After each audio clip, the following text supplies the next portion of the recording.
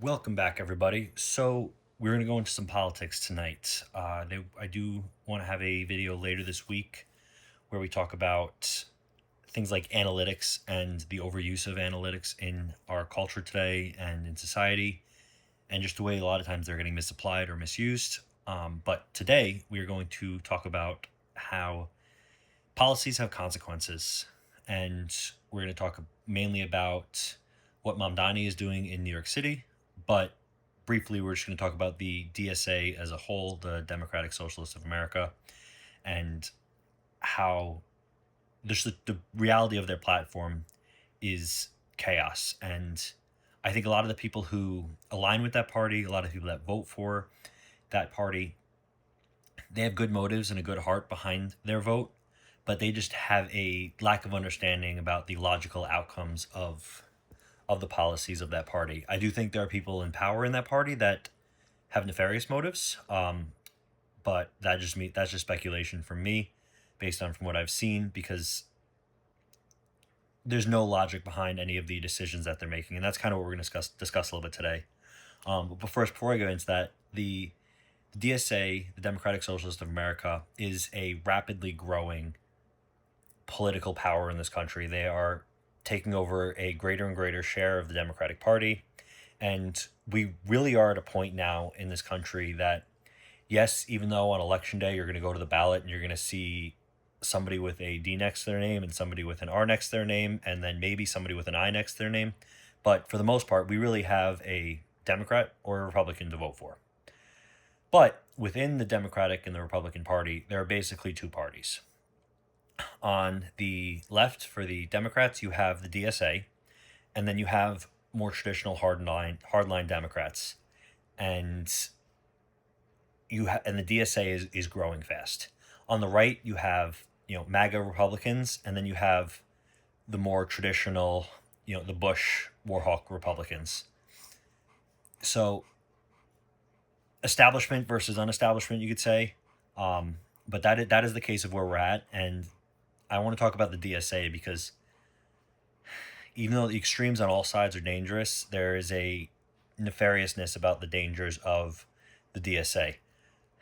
Whenever we talk about policies of socialists, they they love to talk about how they're about the people. They're about the working man or the working woman. How they just want to make things affordable for everybody, and sunshine and rainbows, and it's all these wonderful sounding policies. Um, Mamdani was recently on with, I believe, Jon Stewart, and just listening to him talk throughout that whole interview, he gave so few real answers and just so much politics and fluff and things that sounded nice and things that weren't even true, just stretching the definition of socialists to try to make his ideas work. It's the same thing with everybody saying, "Oh, we just want the Nordic method. We want socialism like Norway or Sweden." They don't know what they're even talking about because they don't have a socialist economy in Norway or Sweden.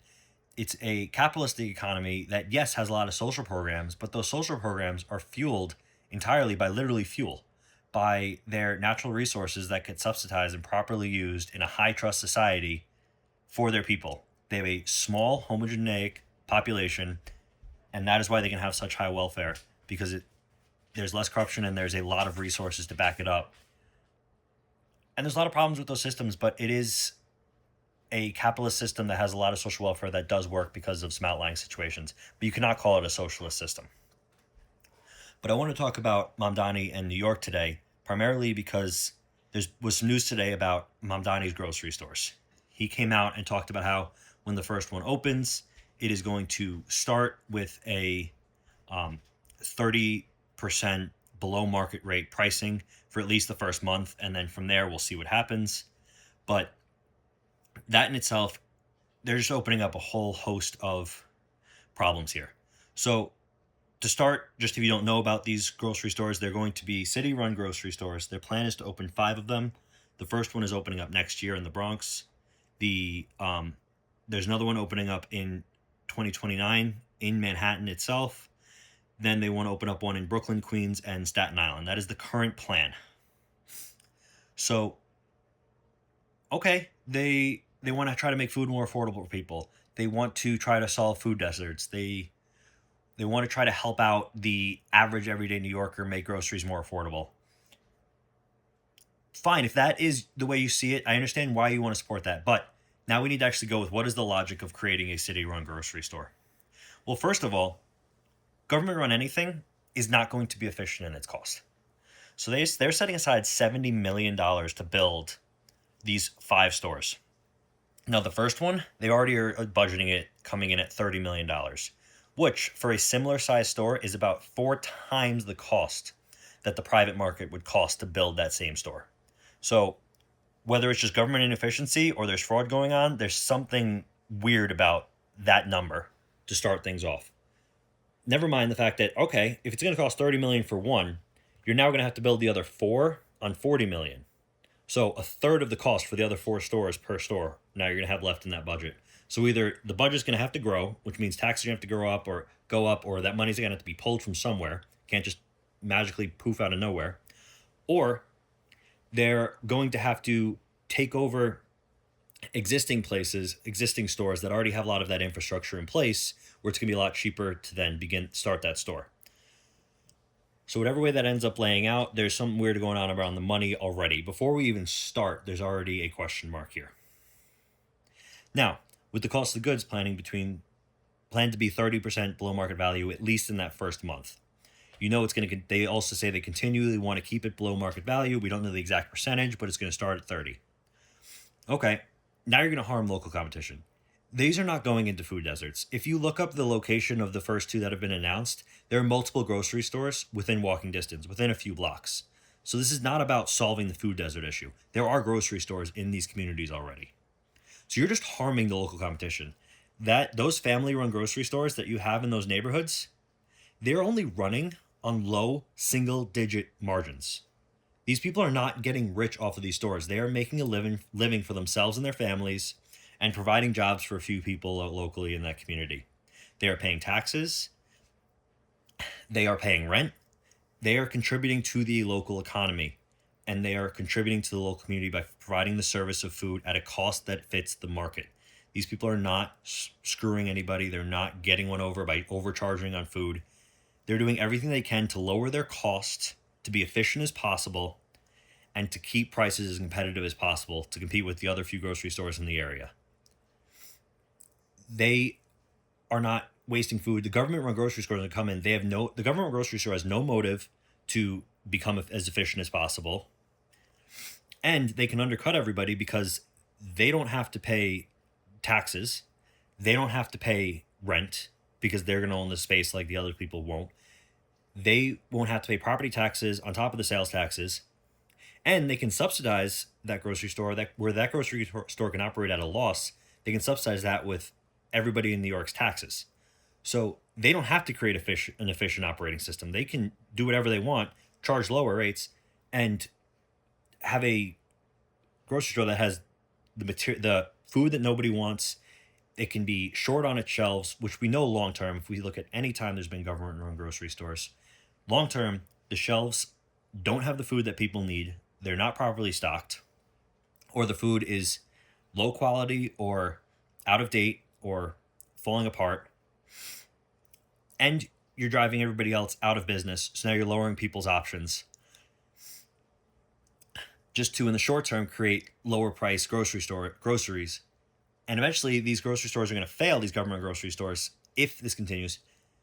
And then you're going to create a food desert that you are claiming you're trying to solve. So you're creating your own problem. So why am I saying these grocery stores are going to go out of business? These not the government run ones, but all the other local ones. We're going to run a little quick scenario here. Just using an example of 3 walkable stores currently in this area where one of these stores is going in. And they each are sharing 33% of the market. Now I know it's not always going to be 33. It might be, 50, 30, 20, 60, 30, 10, whatever. But to make their math easy, 33% of the market. You're now adding a 4th. Now everybody's drops down to, if everybody's getting an equal share of the market, 25%.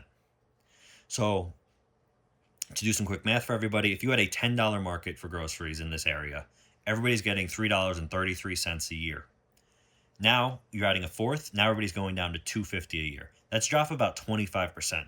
The reality is a drop of 5-10% is enough to sink a lot of these grocery stores that are running at profit margins of 2 to 4%. They don't have the room to stomach a hit like this. One or more of these stores is going to go out of business, and with continuing undercutting of rents, it's most likely going to be more than that in these small pocket neighborhoods. Now, when this happens, you're losing additional tax revenue because now all those stores, they're no longer getting paid tax revenue. The property owners and the property managers that were running those spaces are now not getting rent out of the areas where those grocery stores were. You're now having more empty stores, empty storefronts throughout the city. These are the cascading effects and the logical outcomes of these policies that nobody wants to think about long term. These policies do not help the average person. But you could argue, and a lot of people do argue, this is what Mamdani wants. He wants these companies to go out of business because at the end of the day, what the DSA claims to want is they want to seize the means of production. They want the government to run everything because they think the government can run everything better. It's not true. That has never been true throughout history. Every time we've seen the government seize means of productions, people die. That's what happens. Things fail. Systems fail. May work for a year, may work for 3 years. Long term, people die. The economy collapses. It is not good for anybody. Now, to move off of the grocery stores, he's talking about doing the same thing with daycare and with property management. So let's look at rent freezes. Rent freezes have never worked in the history of the world. Even liberal economists will agree rent freezes are a bad idea. Landlords are not making a killing. They're not screwing people. Yes, there are bad landlords. 100% there are bad landlords. But these landlords are servicing 5, 10, 50, 100, 1,000 units. You tell them they can only charge so much. Okay, now they have less money to service those units. They have less money to fix the fridge when it gets broken, to fix the AC, to redo the floors, to, if there's a leak, to fix the issues with the plumbing. There's less and less and less margin for error, for problems for these people to be working in. And these people are already trying to be as efficient as possible because they're trying to make money for their business. That is the whole point of what they're doing. So these buildings are going to continue to get in worse and worse shape as the landlords have less and less resources to fix them and keep them up to date, keep them up to code. And again, this goes right back into the playbook of the DSA, where they want to then take over the properties. They've already said, bad landlords, we will seize your properties. And now they're creating environments where it's going to be very easy for people to become bad landlords because they're not going to have the resources to maintain their properties up to code. You're creating a circular logic where, and we all know, we've all seen it happen 1,000 times, city-run properties, city-run units are some of the worst conditions of units in the city. And now you're going to hand them more units just to create a larger issue with more poorly run units throughout the city. And there's going to be less housing options for people. And that's going to lead to, once this policy finally goes away, even higher housing rates because now there's going to be less options for people to go into and you're going to have more of a housing shortage. So now let's go into, childcare. He wants to make all childcare free in New York. The estimates that people have come up with for what the cost of childcare in New York City is $10 billion. He thinks they could do it for $6 billion. This is pie in the sky nonsense. When have you ever seen the government run something 40% more efficiently? He thinks he can get a 40% price decrease. Never mind the fact that we see nationwide corruption in childcare programs, and this is more than likely just to become another failed and bloated policy for the city. You are getting rid of options for people now to have childcare. The privately run options are now just going to shrink and become more competitive and more expensive for people who truly want those options. You are just creating problem after problem after problem. The pied-à-terre tax, which, if those of you don't know what that is, it is essentially a 5% a year flat rate tax on second homes in New York City worth more than $5 million. Okay, in theory, sounds great. If somebody has a second home in New York City, charge them 5% yearly on the value of that home, because they're taking away property from people who could be living in New York full time. All right, this is another one. Let's take it to that logical conclusion. Besides the fact of you're going to have people leaving the city, and with people leaving the city, for example, somebody like Ken Griffin of Citadel, who's now going to be taking business out of New York City, going to be taking multiple billion-dollar building out of New York City because of this move and because of what Mamdani did here. We're not even going to talk about that whole side of the equation. We're going to talk about the actual buildings themselves. So you now have people who say, it's not worth it for me to have a second property in New York City for that much money. I can use that same money and I can stay at the Ritz. I can stay at the nicest hotel in the nicest room in the city for the 3 weeks that I go there every year, for the 2 months I go there every year. And it's going to be cheaper than this tax plus the tax I normally pay and plus the upkeep on that apartment that I have in the city that's worth, $7.5 million. So they're going to say, you know what, I'm going to sell it. But they're going to sell it, and the only buyers are going to be people who want to live there full time. Okay, so people want to live there full time, but they say, hey, I have a lot of options right now. There's a lot of people looking to sell. I'll give you 80 cents on the dollar for the value of this building. The wealthy person who's second home is going to say, great, take it off my hands. I'll take the bath on it because now I don't have to pay that 5% tax every single year. Long term, I'm going to be coming out better from this. So take it, go ahead. All right, so now you have somebody that's living in the city full time. So now you just got rid of somebody who's now you're no longer going to get that 5% pied-à-terre tax because now this is a person's primary residence. The value of that house itself is now 20% less. So that tax, now the base tax on that building is now less. You're losing tax revenue just on the base value of the property. Also, you had somebody there that was paying taxes and not using the city's infrastructure. You're not using the city's subways, not using the city's roads, not using the city's water, but still paying the taxes on it and barely, from very few days of the year, actually using the city's resources. Now you're having a family in there that's using all of those things and paying less in taxes. So it's a greater tax on the city. Now, the actual property values and the building values. A lot of these buildings that get built in New York City for residential purposes rely on those top-end expensive units towards the top of the building to fund the rest of the building and to fund all the lower-priced units throughout the building. Those lower-cost units are not profitable for the person who's building the building. It's profitable because those top-end units are worth so much that they then float the rest of the building. So when they go to the bank to get a loan, they say, yeah, floors 2 through 15 are not going to be that valuable, but floors 15 through 20, we're going to be able to make a killing on those floors, and that's going to pay for everything else. So the bank can say, okay, your math makes sense based on everything that we see in the city, all of our evaluations. Great, here you go, here's your loan. Now all of a sudden you drop 20% of the value of those top 5 floors. The bank's going to say, oh, hold up. This building no longer makes financial sense. I'm not giving you a $40 million loan to build this skyscraper. Not a chance. I'm not going to give you $1 billion loan to build this skyscraper. This is not happening. So now you're shutting down building in the city. So now, once again, you're going to have less property for people to move into. Rent and home prices are going to rise in New York City because now there's less actual volume on the market for spaces. Not only are you losing the market on the spaces for property values, now everybody who does the flooring in those buildings, who does the electrical work, who does the regular maintenance, the realtors who sell those spaces, the lawyers who actually run the paperwork on that, the cascading effects of all of that's now gone from the city because of this ill thought out idea, just because you want to tax the rich. Look, we need to find ways to close different tax loopholes. We need to find ways to make sure everybody is paying a proper amount in taxes. But we also need to stop wasting so much money. We already tax our wealthy at a higher rate than the majority of countries.